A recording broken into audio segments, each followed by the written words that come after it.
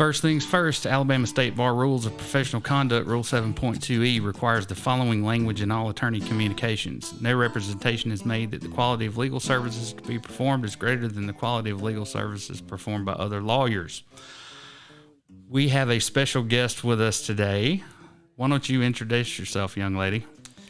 I'm Sarah Seifert. I'm a pharmacist actually next door at By the Bay Pharmacy and Wellness, a local pharmacy here in Daphne on 98. I'm looking forward to serving the community here. And you guys had a grand opening when? Since I moved in. Yeah, in January we did our grand opening. We've actually been open since the beginning of November. So just kind of getting our feet wet. And the interesting thing is this building that we're in used to be a bank, and so you guys use the drive up for your pharmacy needs, right? We do. So it's possible for somebody to fill a prescription without having to come inside and spread germs or do whatever. Absolutely. And Sarah, you're an Auburn girl. I am. Tell us what your degrees are in.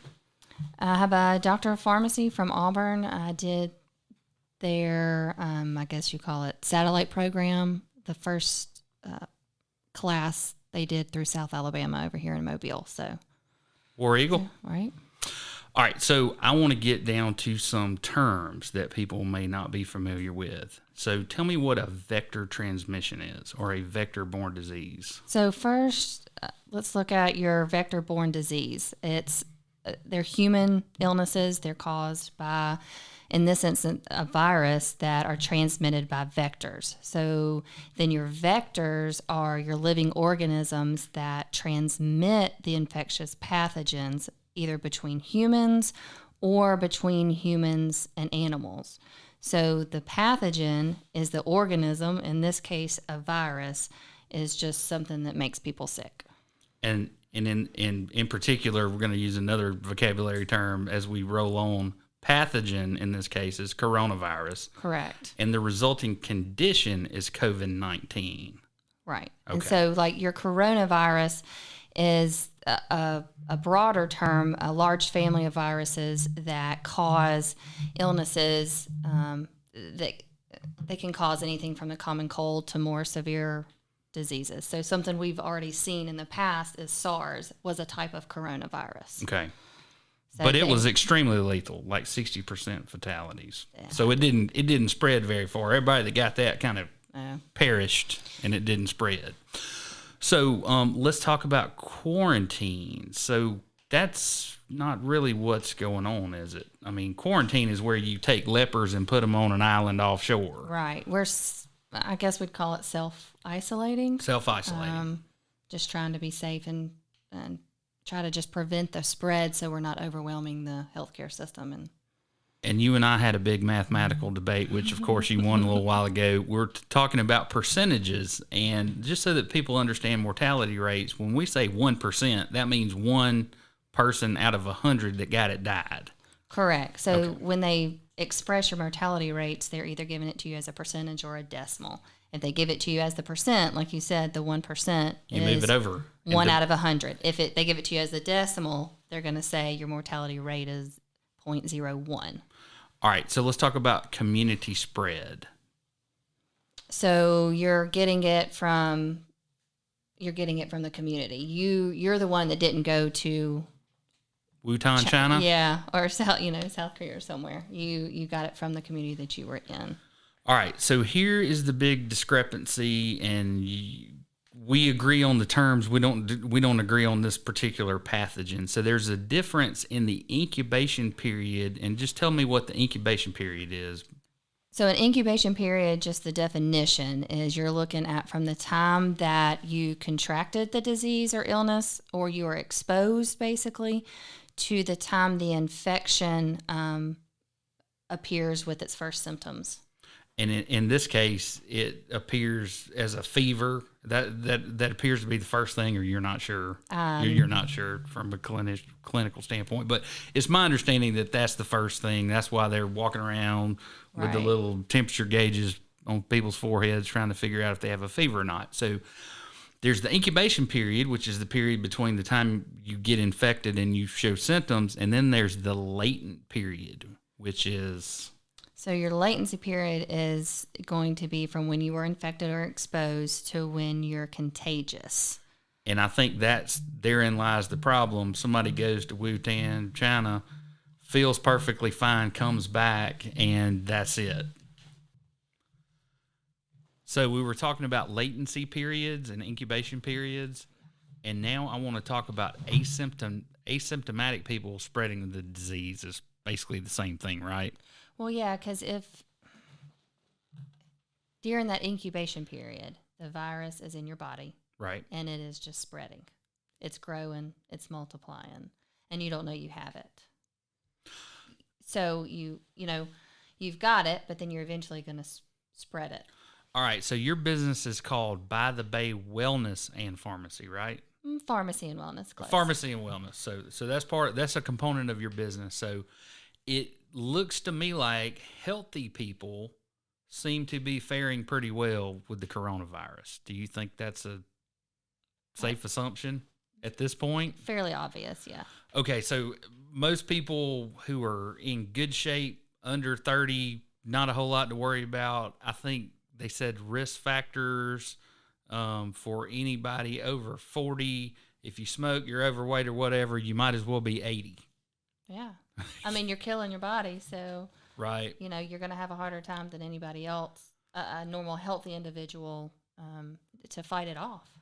So I've been getting plenty of sleep, walking. I'm taking elderberry. Okay, good. Did you come get it from me? I don't know where Doodle got it from, but I'll make sure that we resupply from. That's what I thought. Well, yeah, next door. Why not? And some vitamin C. I have the liposomal vitamin C, which is better absorbed. Well, high dose. You got to understand, I'm like a little kid. I got to have my Flintstones chewables. No. I can't chew up those. Okay. They taste nasty. Well, but, good luck with that. Okay. Well, I put for the coronavirus, I will swallow or chew anything. How about that? Okay. It seems that kind of like chicken pox and some other diseases, they don't seem to affect younger people as much as older people. And, we see that in chicken pox and the related manifestation of that virus in shingles with old people. I mean, I hear that's damn near torturous. It is. And of course, you had chicken pox, right? Yeah. Yeah. So did I. Nick, chicken pox. Yeah. Everybody seems to survive that pretty well. So keep yourself healthy. One of the things I suffer from is seasonal allergies, and it is 80 degrees today, and the pollen is blowing all over the place like it's May. Yep.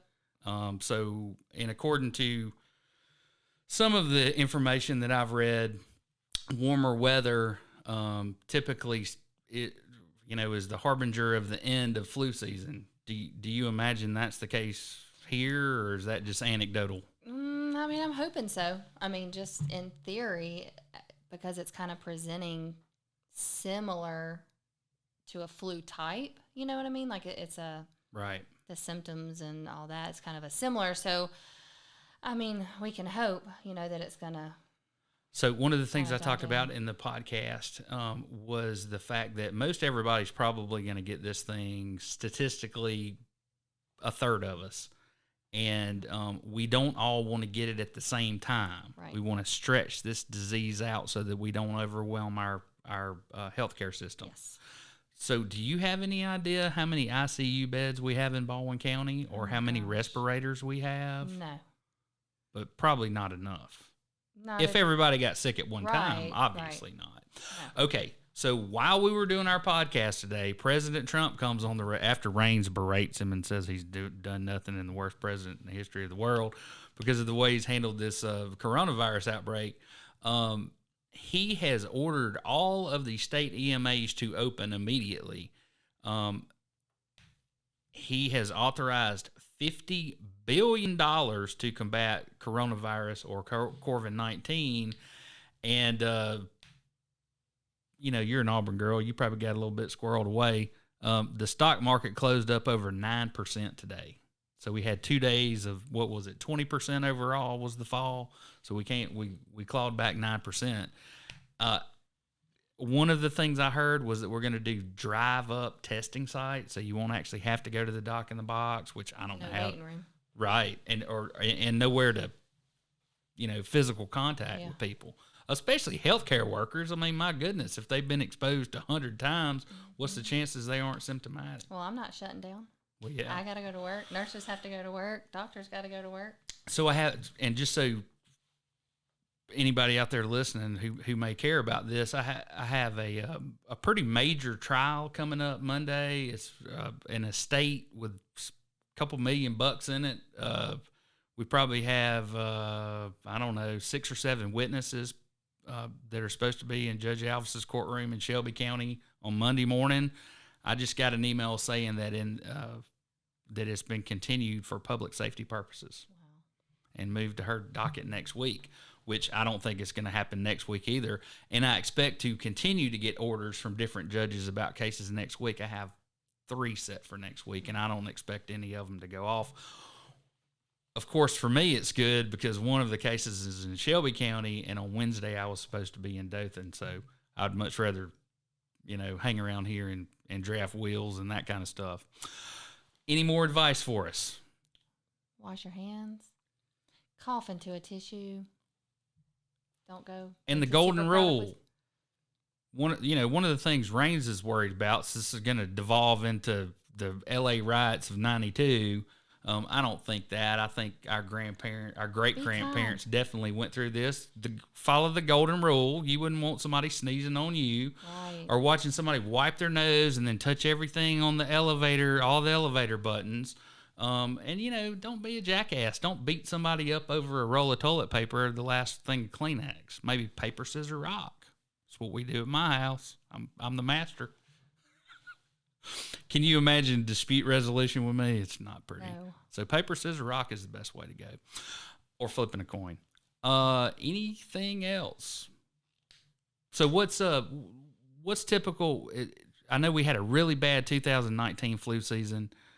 Are we seeing the same flu that we saw in December? I think it's kind of changed. Is it tapering off or? Yeah, it's kind of slowing. It's slowing down now. Okay, and for that, y'all give Tamiflu? Yeah, Tamiflu or Zofluza. Okay. So we have 2 antivirals, but is that protocol for this yet, or do y'all have any direction? No. Don't know. Okay. Well, By the Bay Pharmacy and Wellness, or Wellness and Pharmacy. Pharmacy and Wellness. Pharmacy and Wellness. And you do have a drive up. And have you considered doing any kind of delivery? I mean, if it gets to that point. Yeah, I mean, if it's something that I need to do, we'll figure out a way to do it. And you have a business partner? I do. And what's her name? Christina Bond. And she's a pharmacist. She's a pharmacist as well. Also? We're both local here. I was born and raised. She's been a transplant for the last probably 15 years. So. Right. And you guys have other items besides what you would find at the pharmacy. Yeah, we've got a good selection of your normal over-the-counter stuff. I've got a good CBD line, a good nutritional supplement line, and right now, like I said earlier, I've got elderberry and some good vitamin C. See, that's the same. I didn't know you could eat an elderberry. I thought they killed you, but apparently you can put them in a pill and they're real good for you. Yeah. Anything else I can do besides lose a bunch, except start running now and don't stop till this is over with? Right. Anything Stay healthy. Just try to don't breathe on anybody. There you go. All right. Well, this has been a short. We hope you like it, and we'll try to keep you informed like this in the future.